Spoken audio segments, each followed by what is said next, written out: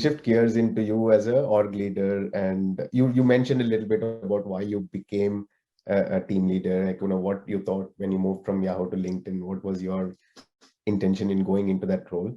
And you've scaled a team from 6 people to 600 people, like you've said. So one thing is that in this building AI teams, do you have a secret sauce? If you have to say this is the one thing, and you said diverse already, like, is that your secret sauce in terms of building successful AI teams?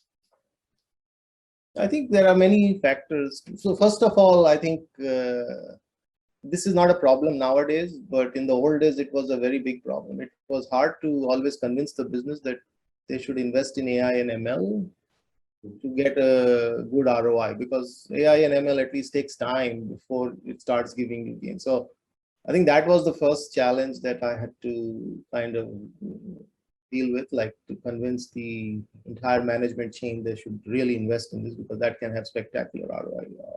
I'm hoping nowadays that's not a big problem.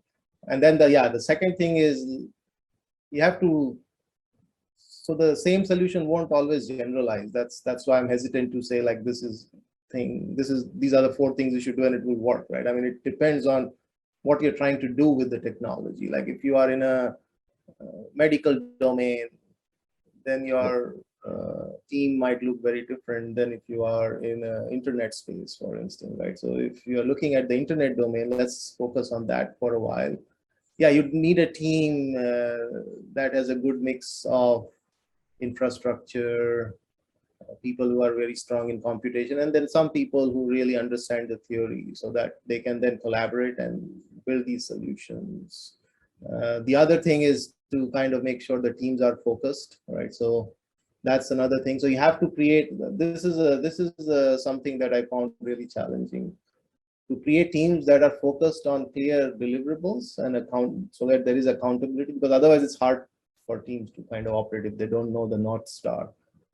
But then at the same time, you have to make sure the teams all can see the true North Star. Like, okay, my goal is really to make ShareChat successful, and that's possible if the users are coming back to the site every day, right? But for the users to come back to the site every day, there are many different things. Like the feed has to work very well, the notification has to work very well, the people recommendation has to work. And each of these teams are optimizing for their own local objectives, which is important, but they all have to also know and understand that they together need to collaborate to optimize for the ecosystem. So there will be situation where they have to sub-optimize their local metric to globally optimize the ecosystem. So that realization sometimes is hard. And as a leader, you have to really work on that, I think, to kind of make sure the teams can understand and see that and see how these are all connected, and they can start collaborating across the board. Right? So yeah, I would say those are the 2 big challenges. And then the third, which is not just particular to AI, it is particular to everyone. How do you balance the short term and the long term, right? So if you just work on very long-term projects and the business does not see any impact in the near term, then the management might start losing patience, like what's going on here, like why am I not seeing? But if you only focus on the short-term optimization, then you don't innovate for the long term, and then that's also dangerous because then you fall behind. So generally,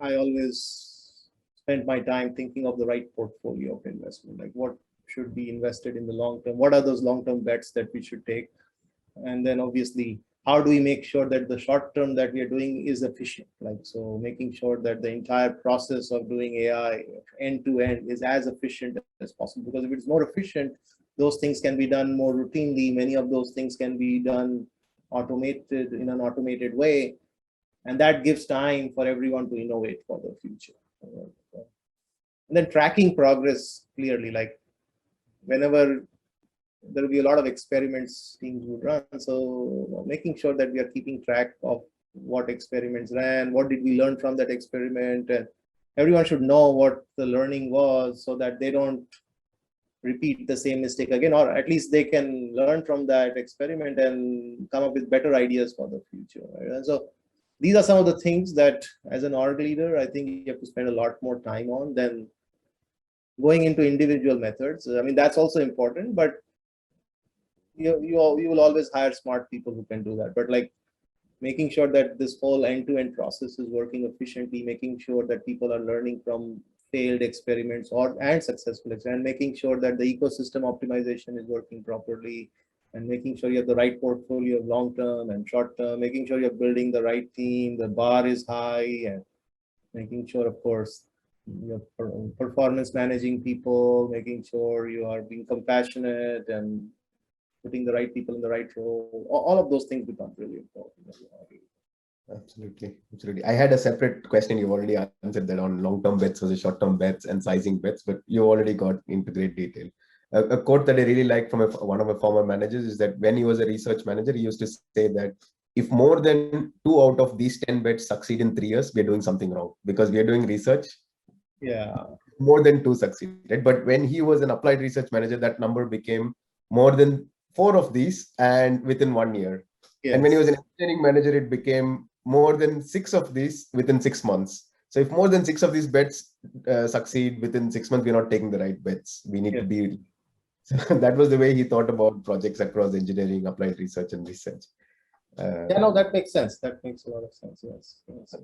But I wanted to ask, like, but you've already gotten into great detail on how you do the portfolio management, I think. So, yeah, that's always hard. I mean, again, I'm not saying there is a fixed formula. That's where leadership comes in. I mean, leadership is not a mathematical formula, as we all know, right? It's hard. So everyone has their own style, and that's totally fine. But like, these are more the principles. Like, and you have to just focus on that a lot more as a leader than as an individual contributor. Absolutely.